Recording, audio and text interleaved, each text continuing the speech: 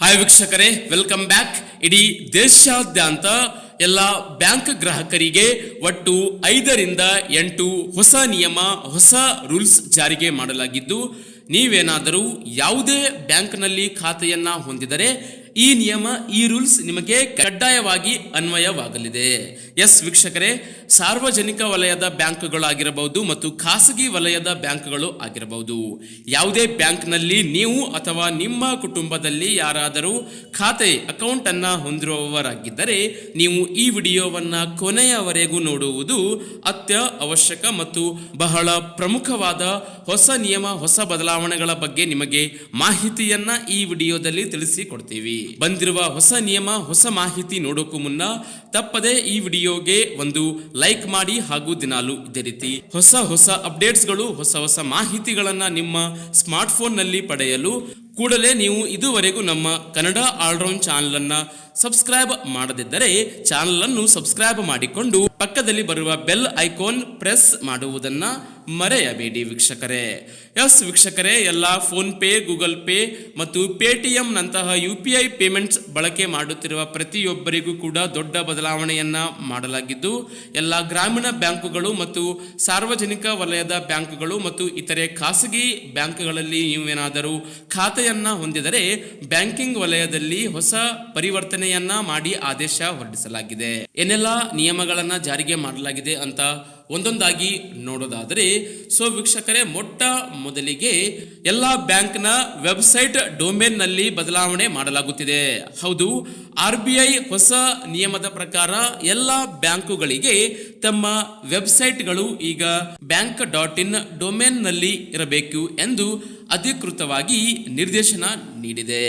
S ವೀಕ್ಷಕರೇ, for example www.sbi.co.bank.in ಎಂದು ಹೀಗೆ ನವೀಕರಿಸಬೇಕು ಎಂದು ಪ್ರತಿ ಎಲ್ಲ ಖಾಸಗಿ ಮತ್ತು ಸಾರ್ವಜನಿಕ ವಲಯದ ಬ್ಯಾಂಕುಗಳು ಸೇರಿದಂತೆ ಗ್ರಾಮೀಣ ಬ್ಯಾಂಕುಗಳಲ್ಲಿ ಆದೇಶ ನೀಡಲಾಗಿದ್ದು, ಇದು ಆನ್ಲೈನ್ ಬ್ಯಾಂಕಿಂಗ್ ಅನ್ನು ಹೆಚ್ಚು ಸುರಕ್ಷಿತವಾಗಿರಿಸುತ್ತೆ ಮತ್ತು ಇದು ಬ್ಯಾಂಕ್ನ ವೆಬ್ಸೈಟ್ ಎಂದು ಸುಲಭವಾಗಿ ಎಲ್ಲರೂ ಪರಿಚಯಿಸಿಕೊಳ್ಳಬಹುದು.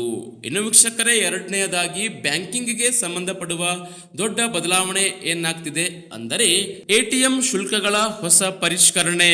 ಹೌದು, ಇದೇ ಮೇ ತಿಂಗಳಿನಿಂದ ಎಲ್ಲ ATM ವಹಿವಾಟು ಶುಲ್ಕಗಳಲ್ಲಿ ದೊಡ್ಡ ಬದಲಾವಣೆ ಜಾರಿಗೆ ಮಾಡಲಾಗಿದ್ದು, ಈಗ ಉಚಿತ ಮಿತಿಯ ನಂತರ ಪ್ರತಿ ಹೆಚ್ಚುವರಿ ವಹಿವಾಟಿಗೆ 23 ರೂಪಾಯಿ ಮತ್ತು ಅದರ ಜೊತೆಗೆ GST ವೆಚ್ಚವನ್ನ ಕಟ್ಟಬೇಕಾಗುತ್ತೆ. ಈ ಮೊದಲು 21 ರೂಪಾಯಿ ಮಾತ್ರ ಇತ್ತು, ಇದೀಗ 23 ರೂಪಾಯಿ ಜೊತೆಗೆ GST ವೆಚ್ಚವನ್ನ ಕೂಡ ನೀವು ನಿಮ್ಮ ಉಚಿತ ಮಿತಿ ಮುಗಿದಾದ ಬಳಿಕ ಪ್ರತಿ ವಹಿವಾಟಿಗೆ ಪಾವತಿ ಮಾಡಬೇಕು ಎಂದು ಅಧಿಕೃತವಾಗಿ RBI ಎಲ್ಲ ಬ್ಯಾಂಕಿಂಗ್ ವಲಯಕ್ಕೆ ಆದೇಶ ನೀಡಿದೆ.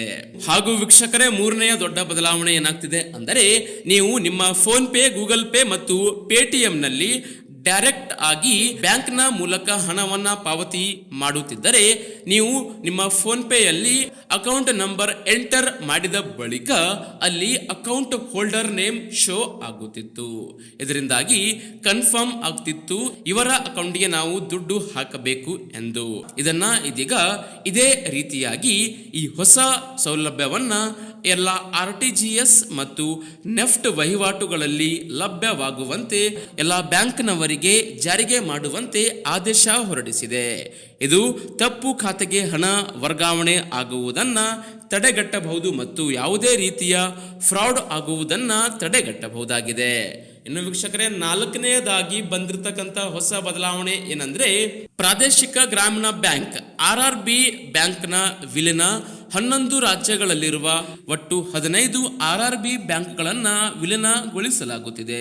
ಇದು ಒಟ್ಟು RRB ಬ್ಯಾಂಕ್ಗಳ ಸಂಖ್ಯೆಯನ್ನು 43ರಿಂದ 28ಕ್ಕೆ ಇಳಿಸುವ ಒಂದು ಹೊಸ ಬ್ಯಾಂಕಿಂಗ್ ಸೇವೆಯನ್ನ ಪರಿಚಯಿಸಲು ಮತ್ತು ಮತ್ತಷ್ಟು ಹೆಚ್ಚು ಬಲಿಷ್ಠಗೊಳ್ಳಲಿಕ್ಕೆ ಏಕರೂಪಗೊಳಿಸಲು ಈ ವಿಲೀನ ಮಾಡಲಾಗುತ್ತಿದೆ ಎಂದು ಅಧಿಕೃತವಾಗಿ ಇದೀಗ RBI ಮಾಹಿತಿ ಹೊರಡಿಸಿದೆ.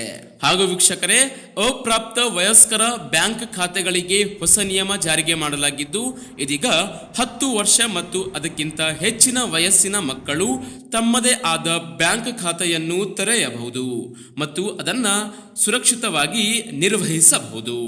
ಬ್ಯಾಂಕುಗಳು ತಮ್ಮ ನೀತಿಗಳಿಗೆ ಅನುಗುಣವಾಗಿ ಹೊಸ ನಿಯಮಗಳನ್ನ ಜಾರಿಗೆ ಮಾಡಿದ್ದು ಇದೆಲ್ಲ ಪ್ರತಿಯೊಬ್ಬರಿಗೂ ಅನ್ವಯವಾಗಲಿದೆ.